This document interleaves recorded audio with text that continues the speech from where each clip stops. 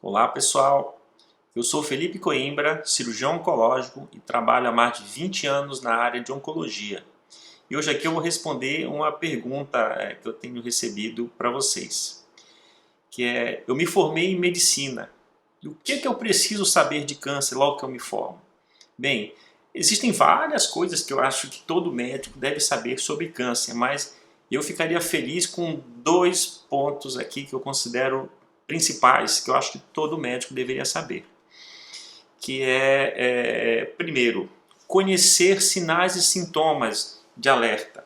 E aqui, quando eu falo sinais de alerta, podem ser desde sinais que podem nos demonstrar que o paciente está vivendo uma situação mais grave, pode ser até o diagnóstico de uma doença já numa fase mais avançada, mas lembrem o seguinte: a gente fala de câncer, quanto antes do diagnóstico, melhor. Existe uma relação direta, como a gente já falou em outros vídeos, do estadiamento, que é o grau de avanço do tumor, em relação às chances de cura. Então, quanto mais avançado o tumor, maiores as chances de doença disseminada, menores as chances de controle e de cura da doença. Então, se a gente consegue identificar e ajudar esse paciente numa primeira consulta, no primeiro atendimento, quer seja no consultório, no pronto-socorro, um paciente internado, isso vai ajudar muito aquele paciente, aquela pessoa que está ali na nossa frente, e também acho que valoriza a nossa carreira e valoriza o nosso trabalho, né? Que é justamente o que a gente quer, esse é o nosso propósito. Então, eu acho que esse é um dos pontos fundamentais. E quando a gente fala de sinais e sintomas de alerta, também não é só dos sinais e sintomas de alerta de doença mais grave, como por exemplo emagrecimento, uma dor persistente, uma anemia, uma diabetes extremamente descompensada, um outro quadro, tosse frequente, ou por exemplo disfagia progressiva no câncer de esôfago e assim por diante, né? Metrorragia num tumor de endométrio, dor e sangramento, dispareunia. Então realmente não são só esses sinais e sintomas, mas a gente precisa também entender numa fase mais inicial quais sinais e sintomas podem ser comuns a doenças benignas, mas também sempre lembrar do diagnóstico diferencial de um possível câncer ou uma doença crônica, para que a gente possa suspeitar, montar o nosso diagnóstico e com isso investigar de forma adequada, tentar detectar as doenças no momento certo e de forma precisa. Então isso é muito importante, né? Então acho que esse seria talvez o primeiro ponto dessa pergunta, que é muito frequente a gente receber. Tá? E o segundo ponto que eu acho que é muito importante, eu estava vendo aqui, de acordo com essa questão, é conhecer os fatores de risco. Quais são os fatores de risco para câncer? Por que isso é importante? Aqui, né, pensem primeiro, o que vocês acham? Bem, né, o que a gente vê na prática clínica?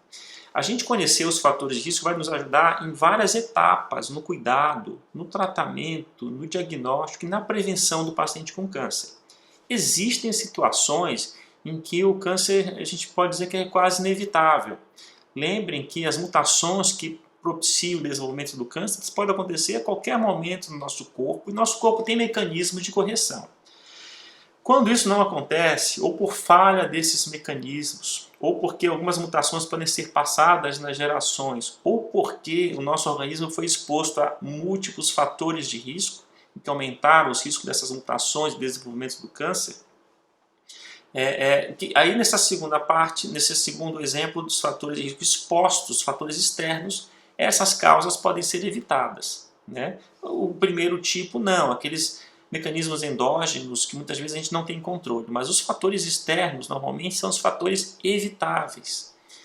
Então, conhecer os fatores de risco nos ajuda a entender os mecanismos do desenvolvimento de um tumor, como que esses fatores podem estar relacionados ao aumento de risco, o desenvolvimento de um câncer. Então, por exemplo, aqui eu acho que para ficar mais fácil, o paciente chega com uma queixa disso, aquilo, e também, mas eu sempre fumei, e eu emagreci, e na minha família várias pessoas têm história de câncer, Então a gente tem que juntar esses fatores com os sintomas, isso nos ajuda a colocar as informações juntas e facilitar assim a detecção de um tumor, muitas vezes, que só um sintoma poderia não chamar tanta atenção.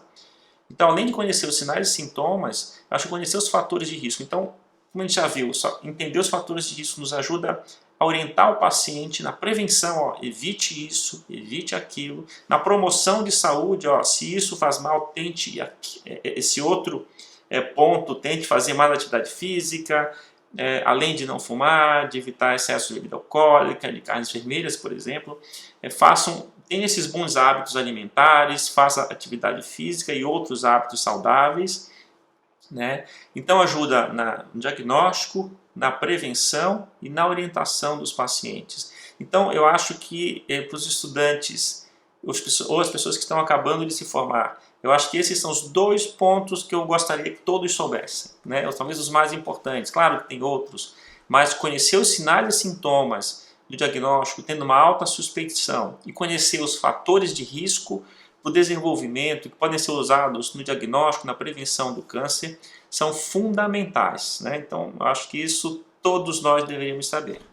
Tá bom, pessoal? Então, um grande abraço e em breve a gente volta com novos vídeos respondendo às perguntas de vocês. Mandem perguntas, tá bom? Se você é médico, eu quero te convidar a tirar suas dúvidas e bater um papo comigo. Basta acessar drfelipecoimbra.com.br. E se você é paciente, fale com seu médico, me apresente a ele e juntos vamos combater o câncer no Brasil.